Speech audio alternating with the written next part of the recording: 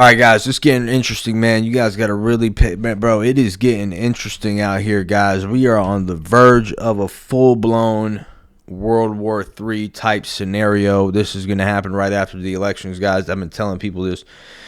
So North Korea, this is coming after, the whole China doing the military exercises around around Taiwan. They were surveilling them after, the Taiwanese spokesperson came out threatening China, and then China went and conducting like a military exercise.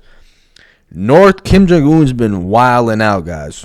He's been wilding out these past 2 days, guys. We have a situation here.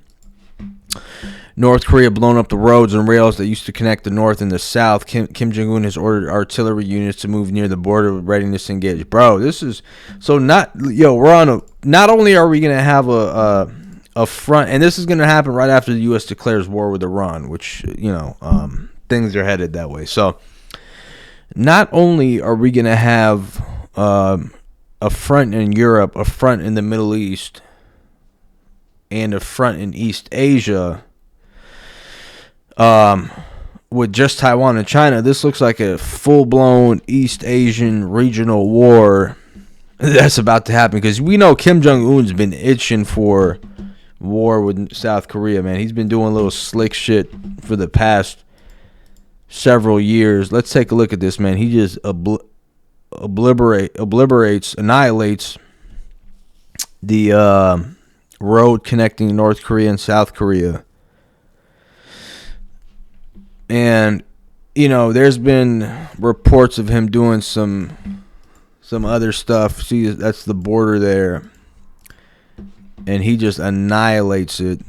There's been reports of him also conducting military exercises, because we know that North Korea and China, they're, it's kind of like it's like a low-key alliance that they're having in that region.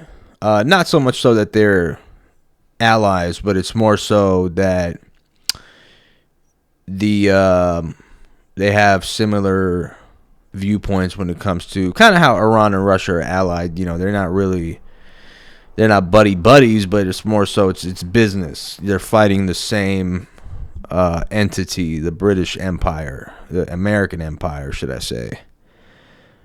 And so this is actually just happened a few hours ago.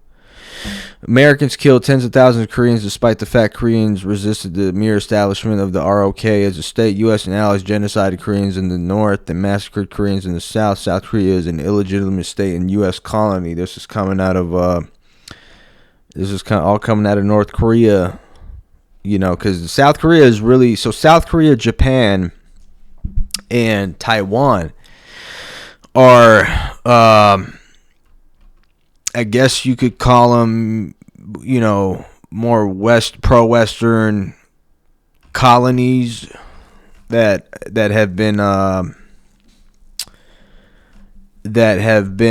allied with the West.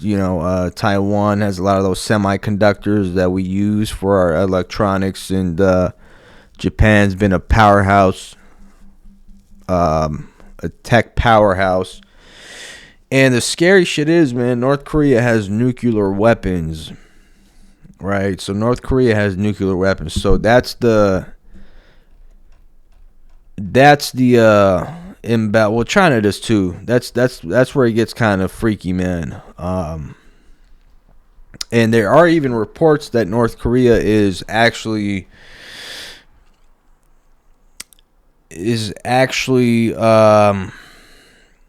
deploying some of its troops. Now, this hasn't been confirmed, but there's been North Korean troops that have been deployed to assist the Russian army against Ukraine, which is, again, it hasn't been confirmed. Everybody's just making shit up on X, but it's crazy because you're starting to see the two sides